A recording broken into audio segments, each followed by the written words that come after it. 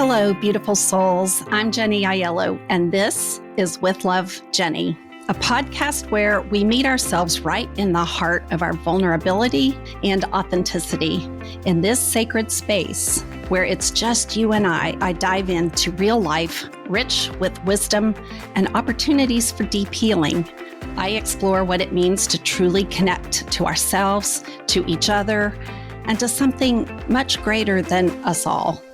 In each podcast, I like to meet life right where it touches us most, in our tenderness, in our truth, in our struggles and our strength. So wherever you are on your journey, or whatever it is that you're carrying, no matter how light or heavy, just know I'm so grateful that you're here with me today.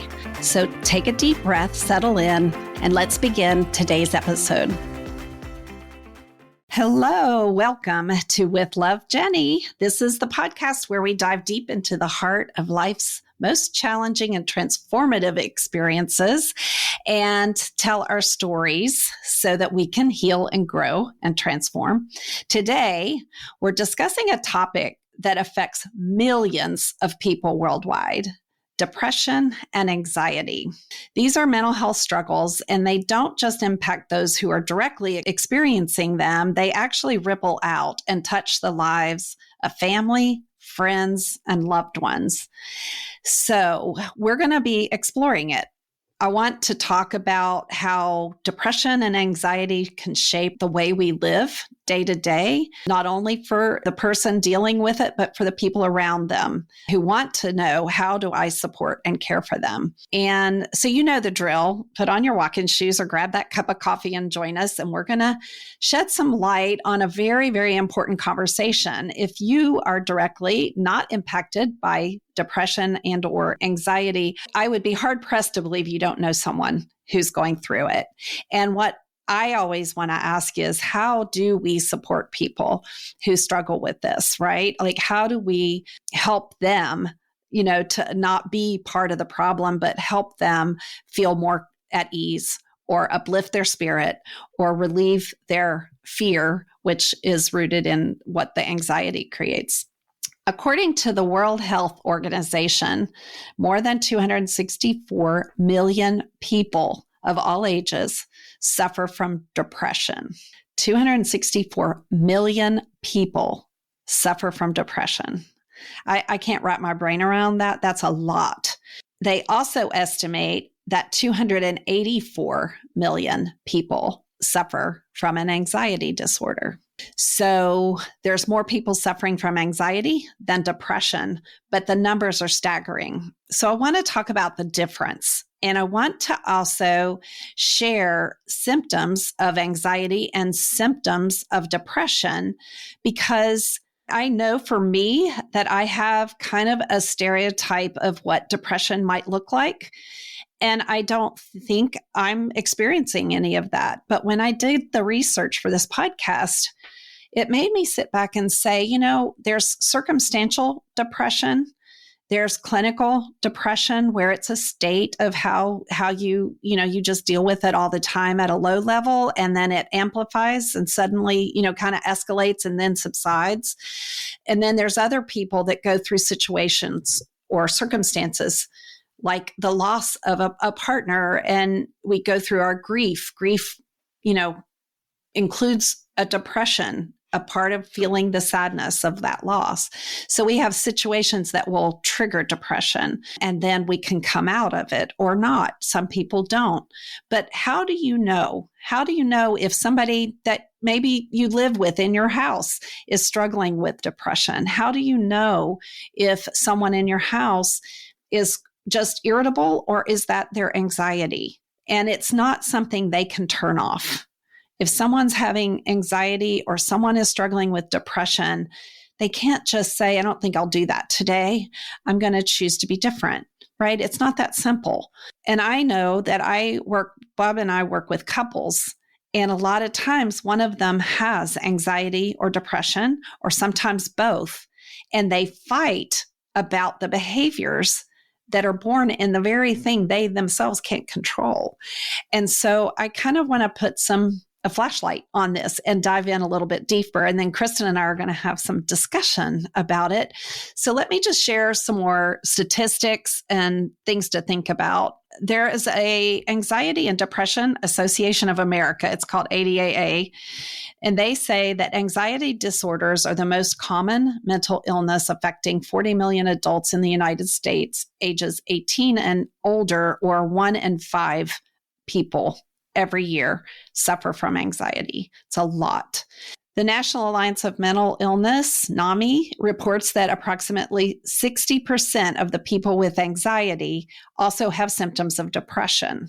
Anxiety and depression increased by 25% during and since the onset of COVID.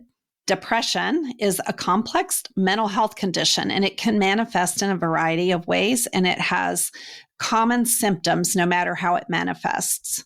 These are some things that you want to check in and ask yourself. 1, persistent sadness. It's a continuous feeling of sadness, emptiness, hopelessness, loneliness. It's a persistent sadness.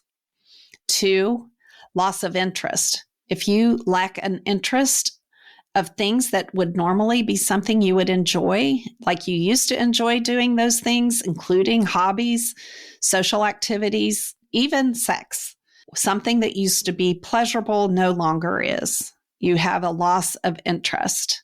You can have a change in appetite. Sometimes with depression, there will be significant weight loss, and it can also create weight gain. Sometimes people eat their emotions and gain weight, and some people deprive themselves of food because they just don't feel hungry.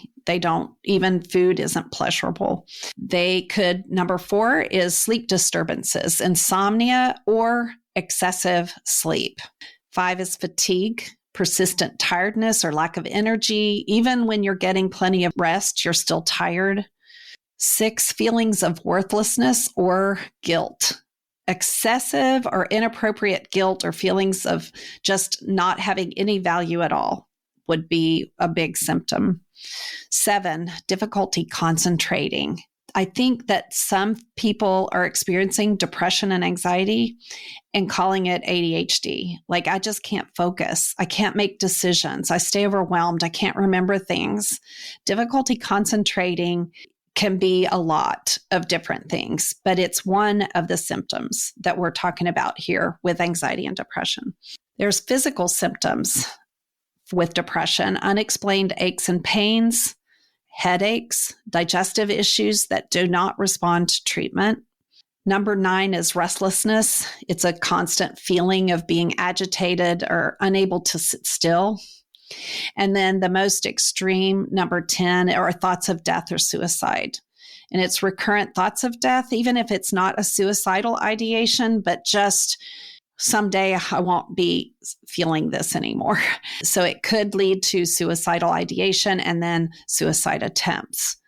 Anxiety can manifest in a variety of different ways: physical, emotional, and behavioral. And I'm going to go through each of those so that you can start to recognize the difference and listen for, do I have any of these symptoms?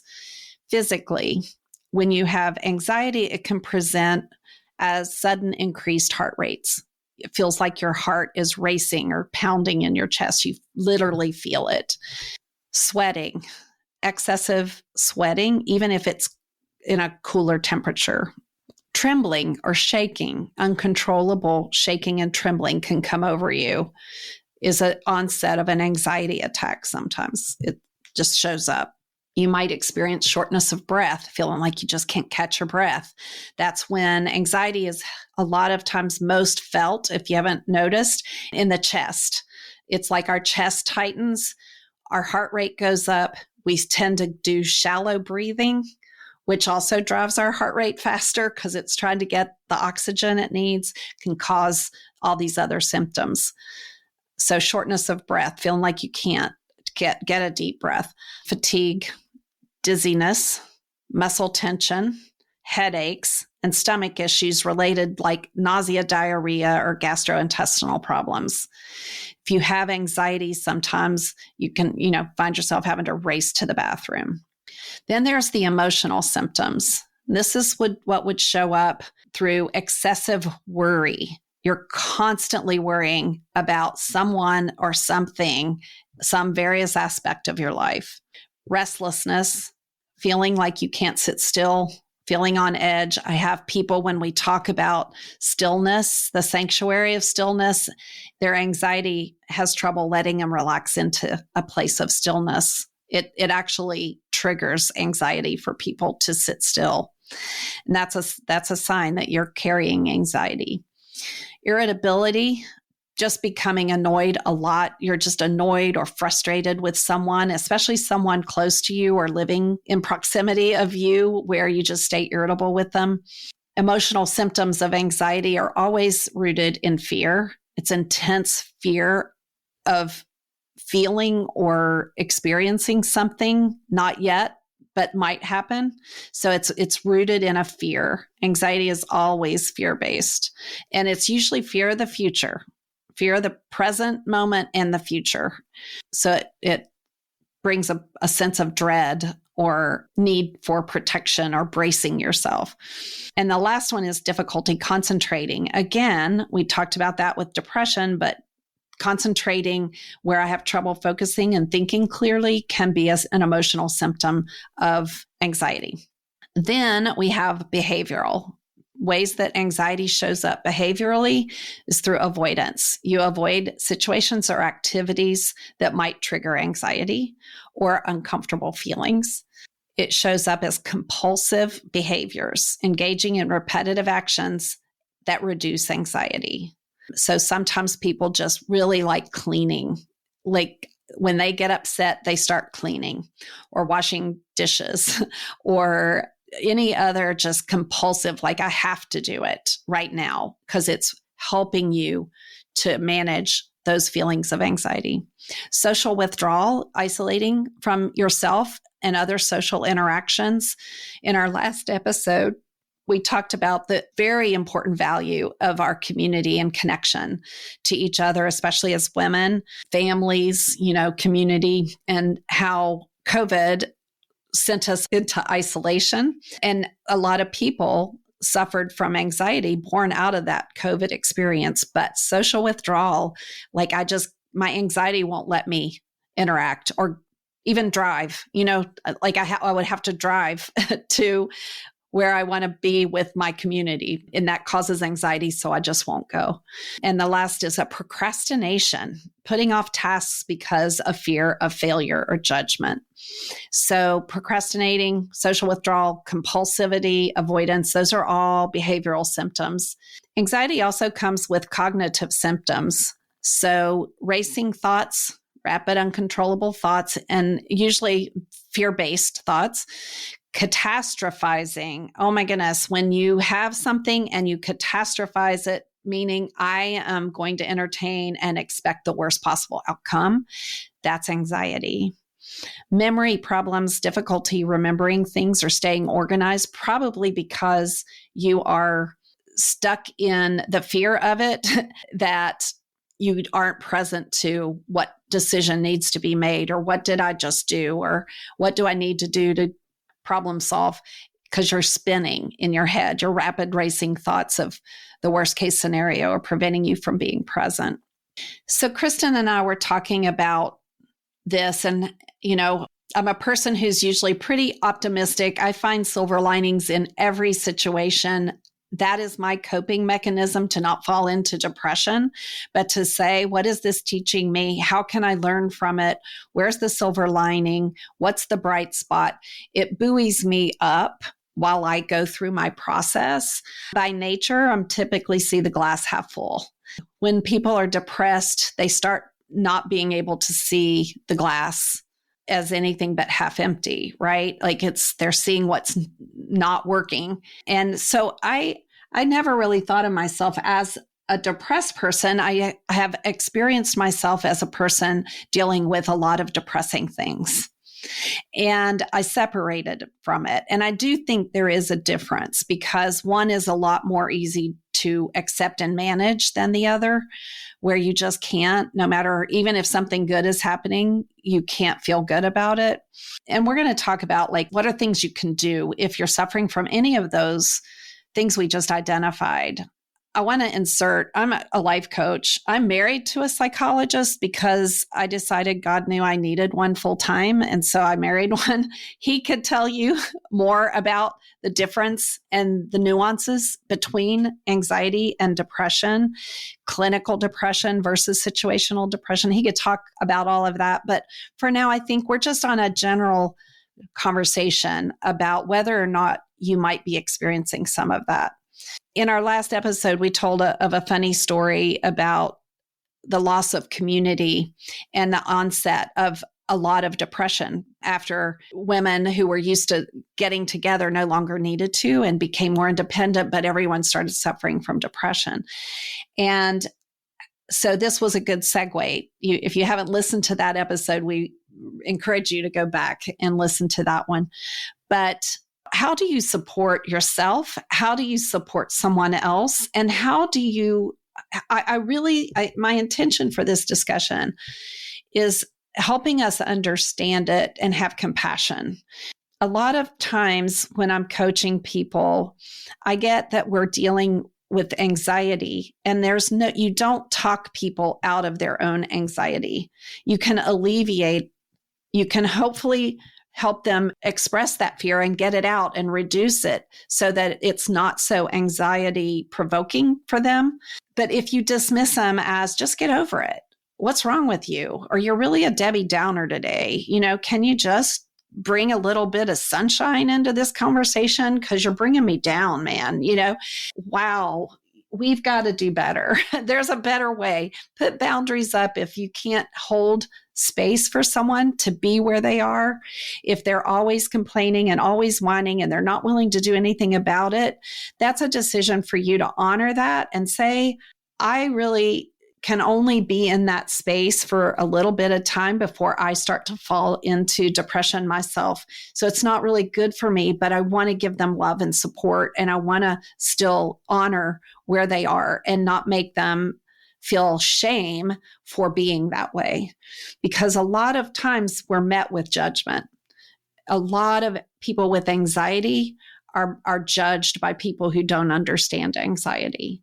A lot of people with depression are judged and irritated with people for not adding positivity to my day as if that you're the most important thing, So where do you want to go, Kristen, with some thoughts about depression and anxiety in general, or questions you have about depression and anxiety? Well, I definitely deal with anxiety.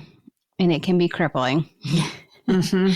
And that's one thing I'm very thankful to Jenny for, is I think she's brought me a long way, even though it's still something that I manage. A lot of the descriptions of anxiety, I was like, gosh, that is so me. The avoidance, the compulsive behavior, catastrophizing.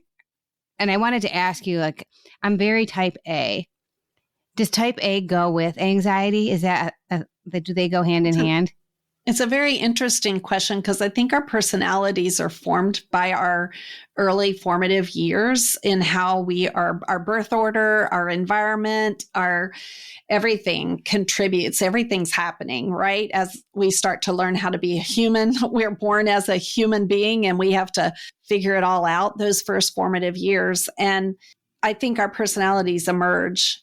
Some of it is maybe hardwired, but a lot of it is situational and in how to balance out the energy of the home environment that we're in. And type A typically are well organized. They need to have structure and they get anxious if it's not there.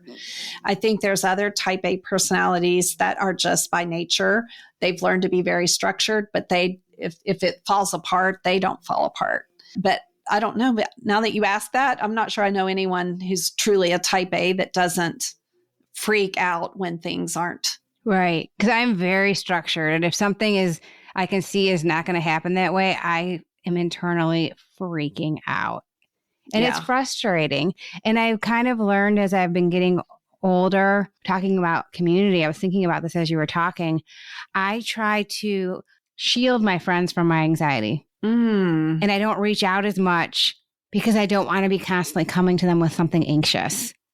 And I was talking about that with my best friend. She's like, Kristen, I want you to reach out to me. And I'm like, I know, but I don't want to always be coming to you with an anxious situation. Right. And you probably could every day. Oh, I could. Yeah. But I've kind of stepped back from that. And I also have issues with other people that are, especially people that are depressed. I think it's a trigger for me because I feel like my mom is. I don't want to say for sure because I'm not a doctor.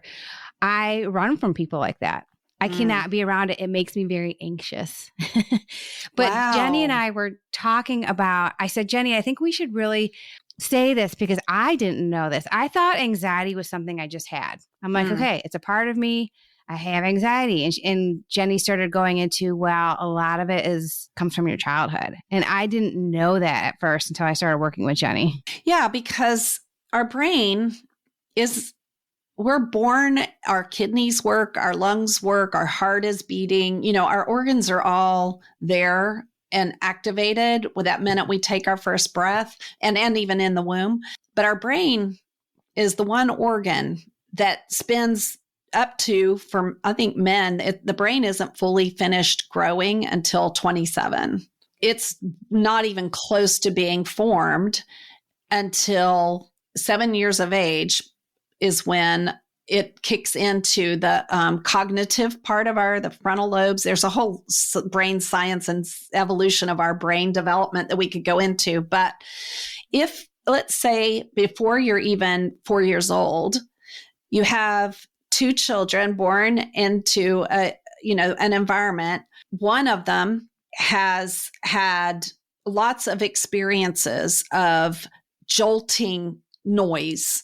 Someone yells or there's loudness. That's, when babies do that jerk and their arms go up. Let's say that happens like every hour, their whole childhood, or they're in a major car accident, or they are in something that jolts the nervous system, right? Because creates trauma. Little and big traumas can happen in the nervous system, but also the brain starts forming these neural pathways that say, I am not an expert on anxiety or trauma, but the work I do, this would be an example. Let's say a 4-year-old reaches up on the stove and grabs a hot pan of bacon grease, and someone yells, don't touch that, don't touch that. That could hurt you. And they get scared, right? They could be 25 years old, smell bacon and get anxious because that was information stored both in their nervous system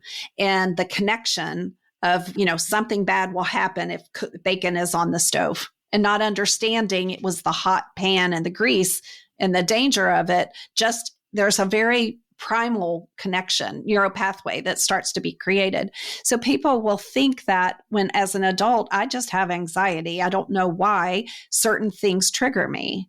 But when you start to really follow that neuropathway in your mind to why did that trigger you? When you felt like bad things happened and I didn't have any control over my environment, and it bred a lot of belief systems that were formed about that, and a lot of coping mechanisms that were formed around that, and drips of trauma that were stored in your nervous system around that, then you probably will have anxiety. It can also be situational. I have a fear of heights. I get really anxious if I'm in a small space and claustrophobic. These phobias are related to a fear, which is an anxiety. But it didn't just, you aren't just always born that way. I think that we're born into a human condition that creates that, not from harm, not from ill intent. It can be the most innocent things that can do that. But the amount of exposure that you have and how you were supported afterward, it have a lot to do with how you recover from it or not. So I don't know if that addressed what you were saying, but yeah, I mean, there certainly could be a psychiatrist out there that would tell us that there are people who are preconditioned to anxiety. And if your parent is anxious, you learn and model their coping mechanism. Right. Right. It's not something contagious, and yet it can look contagious because we learn to be afraid. We learn that. And when you think about it, we can't wait for you to take your first step, and then all we do is are terrified you're going to fall and hurt yourself, and so there's a lot of anxious parents raising children to be afraid. And, I know I'm guilty of that. If you're a mama bear, am I hovering and overprotecting because I'm anxious or because they're in danger? Right. And there's a difference. Sometimes there's not. Sometimes it's both. But so anxiety, what you said, Kristen, that I want to revisit, because I think it's interesting that you said that, is that you find ways to shield people from your anxiety. Tell me more about why. Because I don't want to be that person, that Debbie Downer. You have judgment about anxiety or depression. Yeah. And of your own. I know how it makes me feel, and to put someone else, have to have someone else deal with my anxiety, I don't think is a friendly thing to do. Right. It's interesting. So that becomes the mask, right? We talk about our masks, and the mask of I'm fine when you're not. And if you can't be fine, do you cancel? Do you find yourself withdrawing or socially disengaging? Or no, do you just... I go. I still go if I have plans. It's not like that. So it's not so bad that you're disabled from it. No. And then I usually something does come up because we're talking about our lives, and I explain something, and then I feel bad after. I'm like, I just spewed my crap on them. So because it's my crazy. Why am I sharing my crazy with them? Right. So and I think there's a place for that. I do think that we have to read the room. We have to use discernment. We have to know people's tolerance. Right. Yeah. Right. When you said, if I'm around someone who's chronically depressed, it brings up my anxiety, which takes you back into maybe early childhood experiences where you were exposed to someone around you that might have been depressed. I think you said your mom might have been. And it's that unresolved, helpless feeling that something's going to happen. And it drives up for you an anxious feeling. So you use discernment. It's self-care to say, it's not okay for me to keep exposing myself to something triggering. And at the same time, it's doing the work to heal what's at the root of that, so that you have the ability to sit with someone in their pain or in their anxiety without yours getting triggered. But if you could do that for others, then it would be wonderful to let others do that for you. And I think it is discernment. It is situational. If you're at a wedding reception, it's not a time to start talking about all the things you're sad about. Right. It's really understanding, and who is that, and are you capable? And I always laughed at there was a time in my life when I would be out about in my community. People would go, "Oh my gosh, I haven't seen you so long. How are you?" That question would stump me every time. The most simple question, how are you? Because I don't have a poker face. I'm not good at lying. And I was sick of my own story of why I'm not okay. And if I said, actually, I've been better. Really? Well, what's wrong? Some people genuinely want to support me, and other people don't want to hear it. And I didn't know the difference. I didn't know how to tell the difference. And so I'd find myself, like you just said, spewing everything. They just got intimate parts of my life of what I'm struggling with. And maybe not a person who could handle that or feel safe about it. It drives up something in them. So they have to pass it on. So they call somebody up and say, I had lunch with Jenny today, and you know what she told me? And then they start, it becomes the beginning of gossiping, right? Like that's not supportive always. It might be, I had lunch with Jenny. She's really struggling. Why don't you give her a call? I really want to support her is a different thing. But if I have something I have to get rid of, that's not how that's going to come out. It's going to be pass it on. I got anxiety on me. I need to pass that on to somebody else because I don't know what to do with it. And so we do want to protect people from that, but that also is a form of isolating us and not connecting fully, where we need that. We need that place where it's okay to be who we are. And we need to know that sometimes I'm fine is the best answer. And you put your mask on and you use discernment and say, but boy, when they would ask me that question, I kind of went into a freeze because I didn't want to tell them I wasn't fine. And I didn't know how to lie and say I was. And so I withdrew. From, my world got really small during a time in my life when I wasn't fine. And I think we sometimes do go in and cocoon and grow. The important part is that you do come back out. So it's okay to, make your world small while you heal, but you have to come back out and connect. And we talked about that in our last episode. But if you live with it all the time, you've got to find a way to manage it. And you said that. I spend a lot of energy managing it. I do. I cannot watch the news at all. It's probably not a bad thing, Kristen. Extremely anxiety provoking for me. I'm not political at all.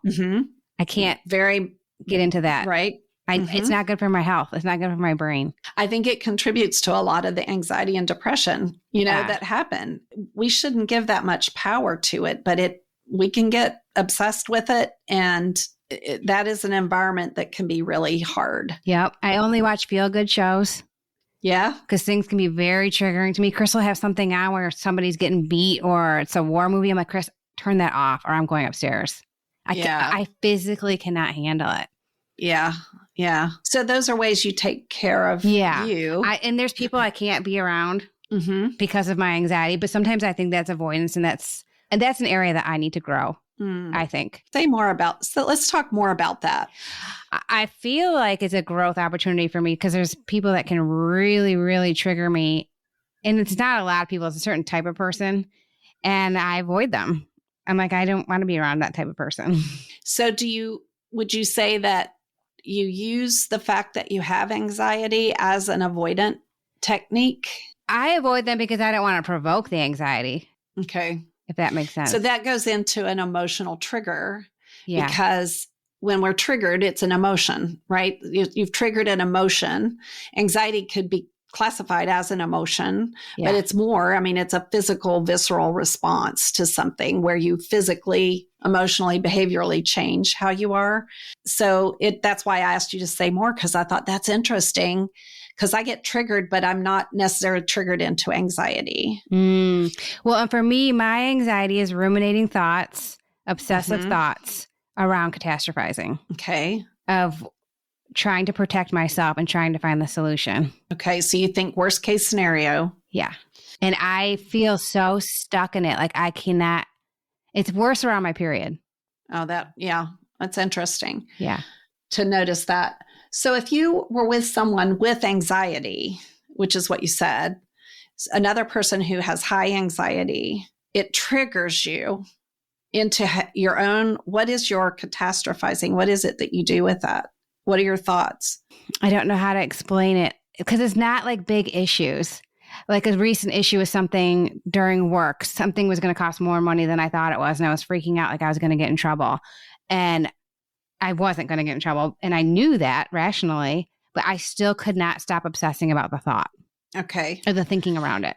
So that was a situation, but not a person because you had said, I can't be around people with anxiety.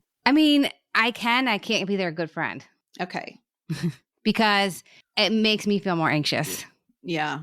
So someone else's anxiety triggers your anxiety. Yeah. And then we're feeding off each other. Yeah. And it's not healthy for either of us. So that's real interesting. Okay. Yeah. So keep going on your thoughts about. Well, I also don't want to talk about anxiety the whole time because it is on depression too. I just can't relate to depression personally. Yeah, I will just ruminate on thoughts and get stuck in something. If somebody did something that made me feel unsafe or uncomfortable 5 years ago, I can bring it up right now in my mind and get so upset about it again and freak out about it. Like that person is going to do it again or take control of my life. Okay. Anxiety, you use the word take control of my life. I think a lot of anxiety is a feeling of helplessness.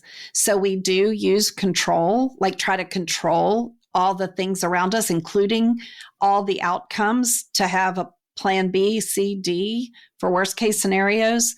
And we grab control to feel safe. Right. That is my coping mechanism. Okay. All right. Let's switch gears because you said depression is also a part of what we're talking about. My experience, I'm learning that I think I do have elements of anxiety because I do feel I want to have control. And what I've done over the years is I have a lot of anxiety around the thought or experience of disappointing someone. And so I will go to great lengths to make sure that's the people pleaser is the way that I developed a strong need to please people instead of just being truthful sometimes. Like I will take care of others before my own feelings, and putting myself first created anxiety. Like taking walks created anxiety for me because I should have been doing something more productive. That's how anxiety would show for me, but it was subtle and situational.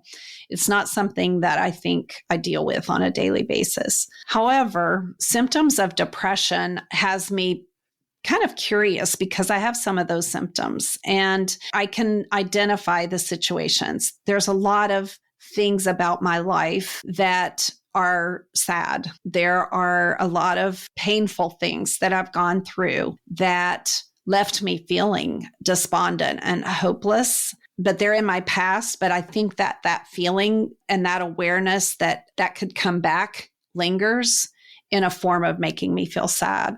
And one of the ways we were talking about this podcast, but one of the things I did in 2023, I think that I experienced there were situations in early 2023 that brought me back to situations prior to that were a place of where I went through depression, right? I experienced a long period of depression. I got through it and overcame that, and I got myself in a good place, and then something opened up the wound again. And one of the things that I did when I look back, because I even remember stopping myself going, why am I feeling like I need to do so much? I went into productivity mode on steroids. We started a podcast. I, was teaching a year-long energy healing course. I was writing the handouts for that every month. I was doing a PowerPoint for that every month. I was doing a support Zoom in between our classes every month. I was coaching more clients than I ever have and ever probably will again, all at one time. My calendar was packed. I was working before my workday started. I would coach all day. Then I would work at night. I worked weekends. It was even when I was gone on a trip, Bob and I would be on a trip, I was still coaching. I was still working. I never stopped. It was the way I didn't sink into depression was to give myself so much to do that I didn't have time. And it was a cortisol burning, unhealthy approach to dealing with something really hard for me. And I kind of crashed into the end of 2023. And I've shared on our journey of the podcasts we've made this year that my immune system is paying the price for that. Like it wore me out. So now physically, I'm feeling some of the ramifications of not taking better care of myself. But I've spent quiet time and slowed down and allowed myself to sit in that pain and work through it. And when I'm working through pain, I feel depressed. It's not just sadness. I can go into that. I'm blessed with the fact that I seem to be able to dive deep into it, indulge it, process it, categorize it, make sense of it, toss out what doesn't make sense, take in the parts of me that needed to heal or grow, and then come out the other side. It's like diving deep into the deep end of the pool and swimming out to the shallow end and getting out. And that process takes me through a depressing water, I guess, but I don't live in it. When I'm in that space, I do shut people out. I don't want to be around other people. Partly because it distracts me from getting it through it. I don't want to ruminate on it because it's just becomes, I get sick and tired of being sick and tired of that process. I want to get through it. And I think I've perfected a system for that for myself, of when I know I'm feeling it, to allow myself to go through that and get the support I need. We're going to talk about coping, like strategies to deal with anxiety and depression in just a second. But I find myself needing to put those things in place sometimes, and it works for me. And there's different degrees. There's varying degrees of anxiety. Some people might have mild anxiety and others have extremely disabling anxiety to the point that it's hard for them to function. Same with depression. I think we can have times where we feel depressed, and I think we can have clinical depression where we can't get ourselves out. And it's important to understand both of those exist. And it's important to understand that all of that does have things you can do that help you cope with it. Do you have closing thoughts on that before we segue into things to do that help? No, I think my thoughts would be around things to do. Like, first of all, reach out and get help. That was the biggest step I took in my mid-30s. Yeah. It's like you just get further lost if you don't. You've got to find somebody that's looking in down at the top of the maze you're in and say, okay, I see where you are, and we're going to get you through, and I'll guide you verbally. I'm not in it with you, but I can help you navigate this. And that is usually professional. Mm-hmm. So when you look for a therapist for depression and anxiety specifically, there's certain things you may have heard of these and not, but one is CBT. It stands for cognitive behavioral therapy. It's one of the most widely used therapies for both depression and anxiety, and it helps you identify and change negative thought patterns, which feed into the negative behaviors, right? Like the behaviors that reinforce the anxiety, because you don't want to get in that spin cycle. There's DBT, which is dialectical behavior therapy. This was a type of therapy originally designed for people that have borderline personality disorder, but it's really effective for mood disorders and anxiety. So a DBT therapist is very good. And then there's an interpersonal therapy, IPT, that is focused on improving your relationships and social functioning, that then can help reduce symptoms of depression and anxiety.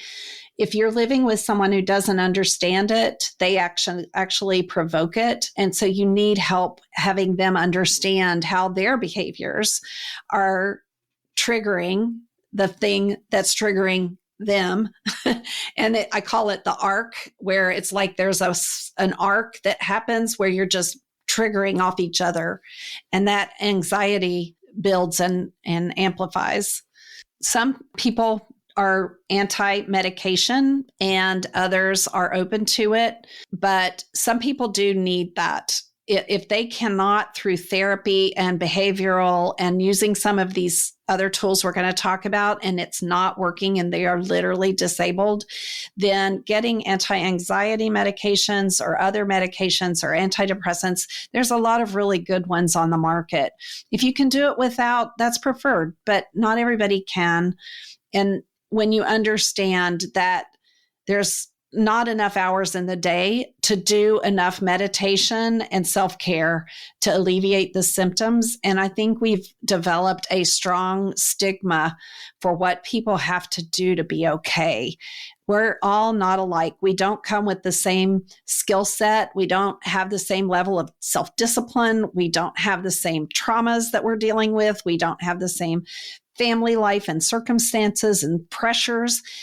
And I think the stigma and the judgment of, what we have to do, there are people who take the easy road and don't want to do any of the work. Most of the anti-anxiety medications and antidepressants are so you can do the work. They're to give you the support you need while you do some of these therapies that allow you something new and you wean off. And that's really the ideal version of that. So whether you have a strong opinion or not, it's really, is your life going to work? And are you able to have a happy, fulfilling life without it? Then that's your answer. But if not, explore it with your healthcare professional.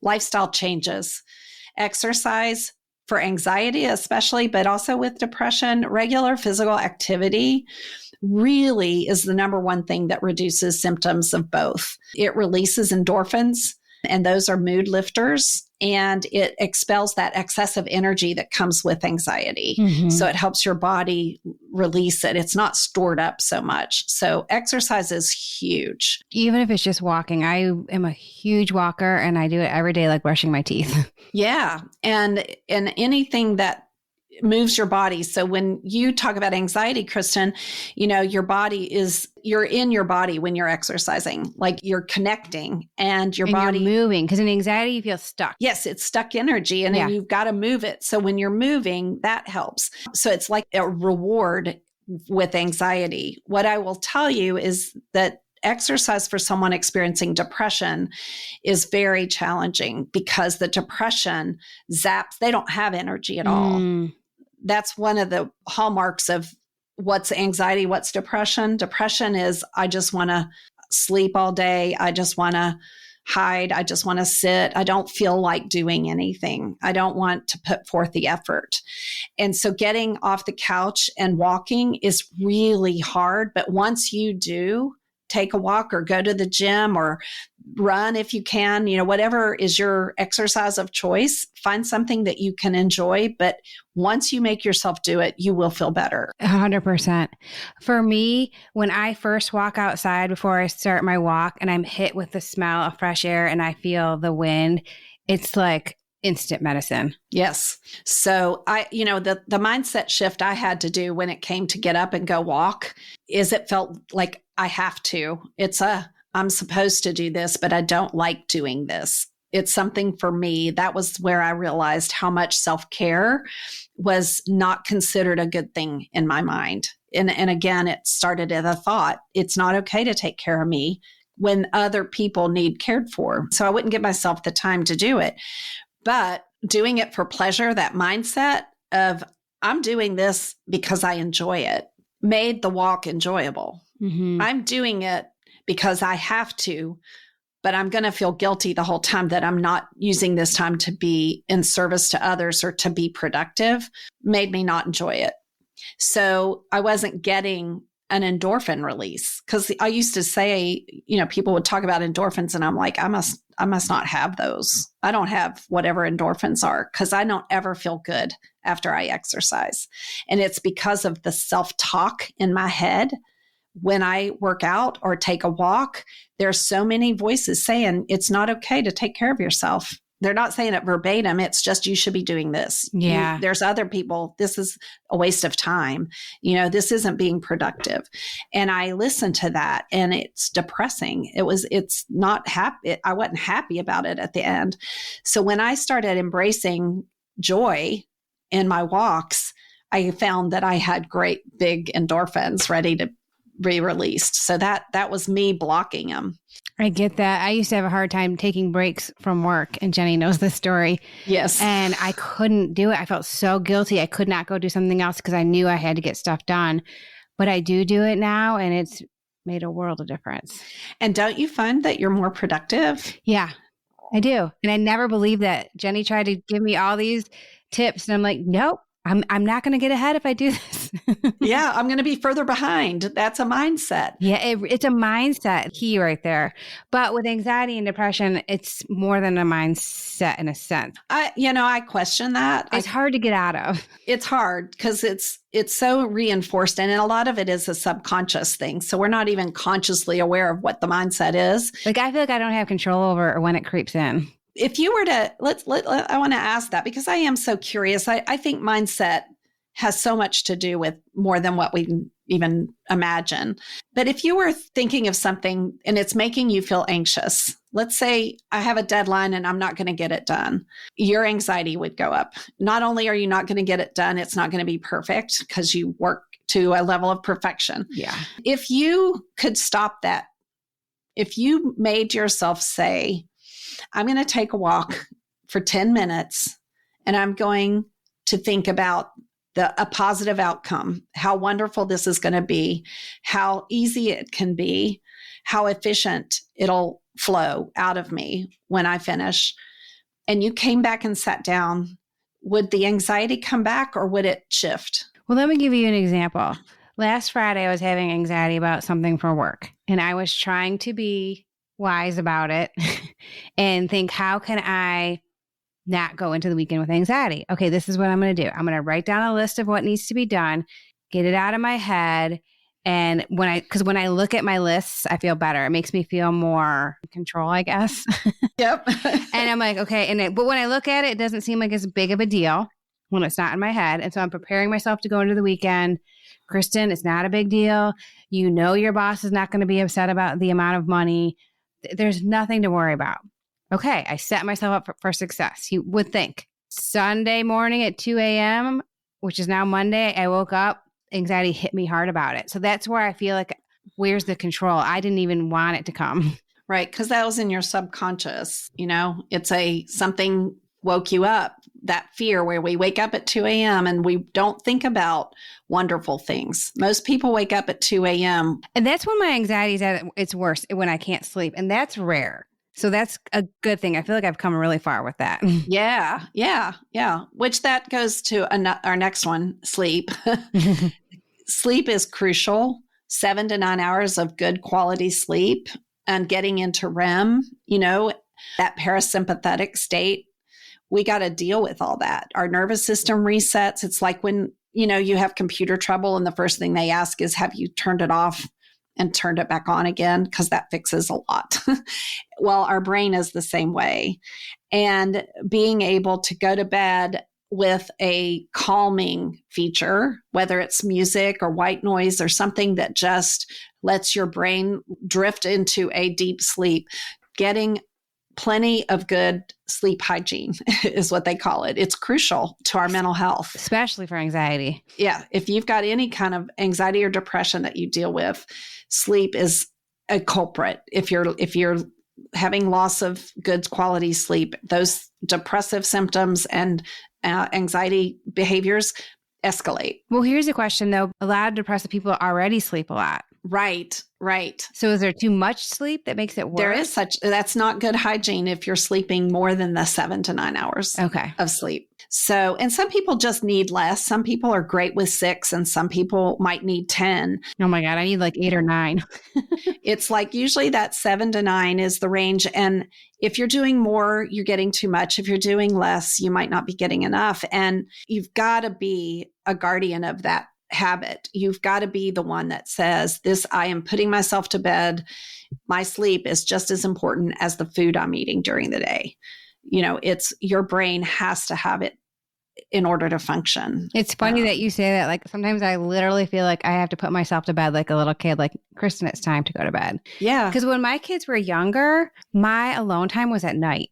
So I would stay up till 11:30 because I finally got quiet. Yeah. And I wasn't getting the sleep I needed. So that was always hard for me. I would wake up early in the morning because I'm not a night person. So as soon as they were to bed, I was in bed. But I would get up extra early. And I loved the quiet house. I loved when all my babies were asleep under the roof. It was the coziest time of day. It would be dark. I would journal, just have my quiet time, do my thing. And I loved it. I still do get up early and that's my time of day. But having a good sleep habit and gets enough sleep is huge. Even if you're 1 hour less than what your body needs, it adds up and causes all kinds of. The 1 hour I found is crucial. Yeah. So good sleep. Diet, obviously eating a good balanced diet with fresh fruits and vegetables and lean proteins and whole grains. We don't understand how much our food impacts our brain health, our brain chemistry. So, I watch people that chug down those energy drinks, pump themselves with caffeine to get through the day, you're a disaster waiting to happen. Get the sleep you need, get a natural rhythm, get a good pace. It's hard when you're running a career and a family and a home to get it all done. And I get it. There's days where I need my caffeine in the morning, but moderation is important. Mindfulness and relaxation techniques are really, really important. So meditating, some people say meditation causes anxiety. I say stillness brings forth what you're anxious about. It's an opportunity to get it out and say, I need to talk to somebody about that, because when I sit still, I notice my mind starts racing. This is where I think that a lot of it is situational. A lot of it is stored in your mind, in your thought patterns, and creating new neural pathways in your plasticity of your brain. It'll form a new neural pathway, and it'll blow up an old one if you want it to, but you have to do that repetition to create it and override good, healthy, positive thoughts and let go and do the work and processing around the fear that keeps the old unhealthy thought present. And then we have those subconscious ones that we have to find the awareness. The only way to see subconscious thought patterns is to look at your life. Where do they show up? What always happens? What never happens?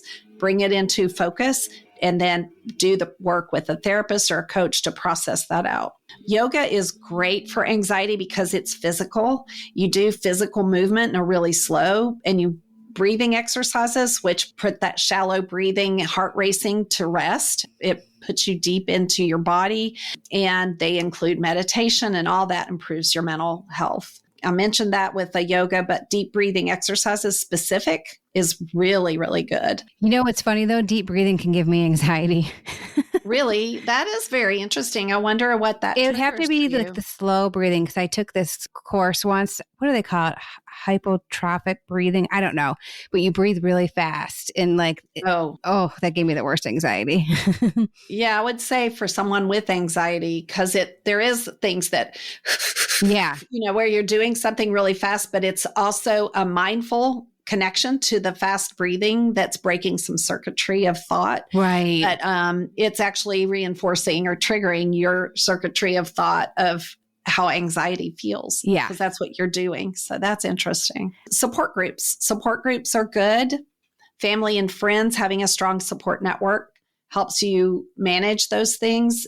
Again, if your support group or your family or your friends are impatient with you and don't understand that that's something you're dealing with, then it's important to educate them. It's important to sit down and say, if I had a physical illness, if I had a virus for these 24 hours and I had been in the bathroom throwing up, you would not say, what's wrong with you? Why can't you just get over it? But when we have mental health issues, there's a stigma that thinks you can override that. You just get over it. Just don't be that way. Just, we dismiss it.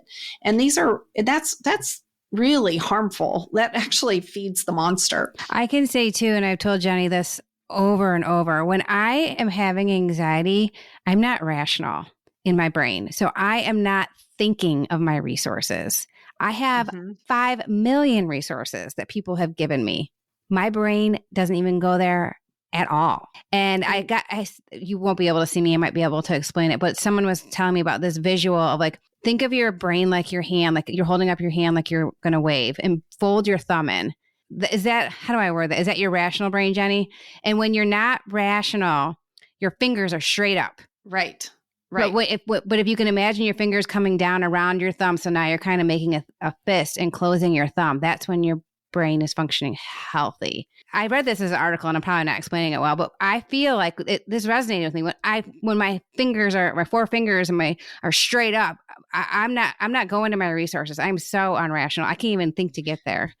So what's happening in the brain Yeah. is the prefrontal cortex, which is under your forehead. Yeah. The frontal part of your brain. That is our executive functioning. That's our rationale. That's our discernment piece. That's where we assess the risk of what we're, is this a good idea or not? What happens when we get triggered is that the midbrain activates. That's when you're describing the four fingers pointing up. The midbrain is all about our emotion and feeling. And if it's fear, which is the root of anxiety, then you're activated in pure fear, and the prefrontal cortex shuts down. It completely shuts off. So you aren't rational. You don't have access to the part of you that says, Kristen, this is not real. This is not what's happening. You're being irrational. Like, as a matter of fact, somebody told you you're being irrational. It just amplifies the feeling of rage on top of the fear, and it gets worse. And so understanding what's happening to the brain, it takes 20 minutes for our midbrain to calm down. I didn't know that. It does. We, in our coaching, we say, take a time out. If that happens and people get so active, and you don't have to have anxiety to have a trigger, right? So if you're in your pure emotion of whatever is activated, whether it's I'm full of shame or I'm full of rage, whatever is activated, you need to pause and let your brain get back into a reset where you've got your prefrontal cortex to talk about those feelings. Otherwise, you're just behaving out of them. Right. Now, I have heard you say that, like, in terms of couples, like if you're fighting, take a pause. Yeah. But with yourself. And I am someone that my husband is trying to be healthy in it. And he's like, let's take a pause. And I'm like, no, we got to solve this. Yeah. You're not rational. I know. It's hard to pull out of that. It's very hard to pull out of that. So the pull out is where I want to start working on. Yeah. Because if you recognize that is the highest form of self-care and relational, right? Like, right. I need to let my brain calm down. It doesn't mean you're not going to still discuss the issue, but you need your prefrontal cortex, your logical side, to be able to talk about those feelings without them becoming irrational. Right. So, yeah. And when you learn to do that successfully, I think overall you're less anxious. You're not so out of control emotionally. Right. A few more support groups, family and friends we talked about. Acupuncture. People find a lot of relief symptoms with acupuncture. There's herbal supplements that help with, our moods. So I do take an herbal supplement for my anxiety, and I did notice an improvement. It's called L-theanine. So L-theanine. And it depends on where I am in my menstrual cycle. I'll take 1 to 3 a day. And it's fast acting to help with anxiety. But I don't remember to take it when I'm actually in an anxiety cycle. Wow. Isn't that interesting? Yes. See, you lost your prefrontal cortex when you're in anxiety. Yeah. So as always, that's a great resource. But if you are don't go buy it without talking to some kind of healthcare provider to monitor with that. I mean, it's over the counter. So, but supplements and herbs, you do want to have a plan for those because they can be counterintuitive to other medicines you're taking. So we don't want to put anybody into a situation, but that is a real effective alternative if you don't want medicine, is go to an integrative or a functional medicine doctor and say, yeah. And that's what I did. And I have tried CBD oil, and that does not touch my anxiety.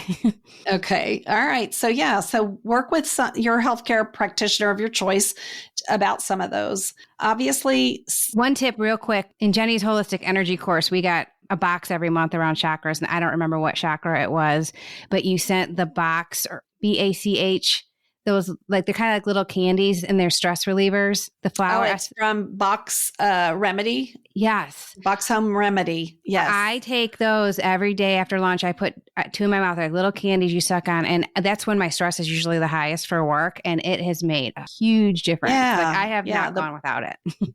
Yeah. They're little, you can get them at a health food store. It's a yellow tin. Yes. Looks like old fashioned. Yes.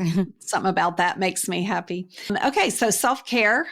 Engage in activities that bring joy and fulfillment. So hobbies and things you're interested in. I know for my husband, he's a musician, and his midweek rehearsal in the band that he's in, it sets his mood. He's in such a good mood afterward. It releases lots of endorphins when he plays his instruments. So get into something that does that for you. Also, we have multiple podcasts about this, but setting boundaries. We've talked about that, who to be around and who not to, but also saying no to things that cause stress, and try to do what you need to do to prevent burnout.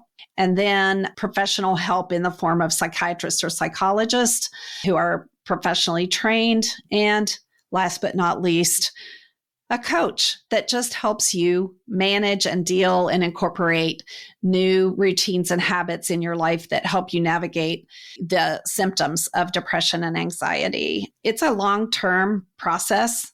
It's something you live with, and so it takes a long time. I think the more work you do, the better you manage it, and I think you can even alleviate it and come out of it if you get the right combination of all these different things we've talked about. I agree. I feel like I've come a long way. You really have from when we first started working. And I remember I had a coaching session with you and my anxiety was really high. I'm like, Jenny, I've been working with you for like 2 or 3 years. How am I back here? Yeah. So I guess my whole point to that is don't be hard on yourself. Well, you revisit things and it's situational again. When you have a whole lot of stressful things, you're going to have heightened anxiety again. Everything is temporary. That's the thing I also do to relieve myself. It's like, this is temporary. Yeah, you know, that's a big one. When I look at the nature, it teaches us that like the sun is always shining, but we don't always see it. At night, we can't. During a storm, it's not there. And the thunder and lightning is scary, but it's temporary, and the sun does come back out. And so I think of our moods that way. I think of myself and what I'm going through as this is temporary and it's going to be okay again. And I just have to see myself through. That's me diving deep in the deep end, learning what I got to do, helping myself swim over and get out the other end. So how you decide you want to approach it, trying to avoid it or suppress it is probably the worst thing you can do. Absolute worst thing you can do. Hands down from experience. Just name it and deal. Go get help and address it and don't fight against it. It's accepting this is a part of my journey. I'm going to learn what I need to from it. I'm going to learn how to make friends with it and manage it in a way that lets me thrive, because you can thrive. You don't have to be riddled. I've seen books with titles something like Anxiety is My Friend. Yeah. Like to not look at it as a bad thing. Because resistance causes it to get worse. So you want to befriend it and say, I'm going to walk along you and we're going to work together here because I want to live my life. So, well, that's a big discussion today. I love that we kind of address this subject because I want people to think about it differently, whether you struggle with anxiety, whether you struggle with depression, whether you live with someone who struggles with anxiety and or depression, whether you have a family member with anxiety and or depression, it's important to know how to support them. It's so important not to be tired of them. If it's getting to you, do something to take care of yourself, but don't blame them for it making you feel uncomfortable. I have anxiety. You have depression. It triggers my anxiety. This is what I have to do. That's where you rely on your boundaries. But it's not because something's wrong with you, so I can't be around you. And I think sometimes we blame and shame people for mental illness. And I'm passionate about stopping that. If I do nothing else in my life, it's can we please have more compassion and empathy for people who are struggling with their mental health in whatever capacity? There's many, many different ways. This one, as we heard those statistics, is really big. So find the way to support yourself so you support them. Find a way to support them in the way that works for them. And let's remove that stigma and the shame and the blaming and the reducing, like, something's wrong with you. Let's don't have that narrative. Even if that's somewhat true, let's don't approach it from that narrative of something's wrong with you and you need to fix it. I see where you are and I accept where you are and I still like being with you. And I might not be able to see you as often, or I might not be able to be with you as often because I have to go take care of me. But that has nothing to do with you. And changing that to a level of compassion for what that person is going through and the struggle that they're dealing with. We have no idea how hard it is for some people just to make it through a day. And we can do better with each other. So reach out, build connections, take care of yourself and take care of each other, and always do it with love. Take care. Thank you so much for being here with me today. I hope you found a spark of wisdom to carry with you, and maybe even a deeper invitation to heal and grow and transform through your own beautiful story. Or maybe this episode made you think of someone who could use encouragement. And if so, I hope you will share it with them. If you'd like to learn more about working with me or attending one of my healing retreats, coaching programs, and other offerings, you can visit my website at jennyaiello.com or email me directly at jenny@jaiello.com. You'll find all the links in the show notes. If today's episode touched you, it would mean the world if you would leave a review or share it with someone who might need it, or just reach out and let me know how it landed for you. I'd love to hear from you. I'm building something special here. Real stories, real life, real connection. One episode, one heart, and one story at a time. As always, with love. Oh, and this is the legal message, but mostly a message from my heart, and I just need to share this with you right now. Please know this podcast is offered solely for educational and entertainment purposes. If you find yourself triggered due to anything that was shared in this podcast, please seek professional help. This podcast is not intended to be a substitute for mental health services. While I am a professional life coach, I am not a psychotherapist, nor am I a mental health clinician. So if you are struggling emotionally, please seek help, because you matter, you are important, and most of all, you are worthy of doing this work, the work that leads you to a better and healthier place. Okay? All right. Thank you. And please always make enough time to take care of yourself, and do so with love.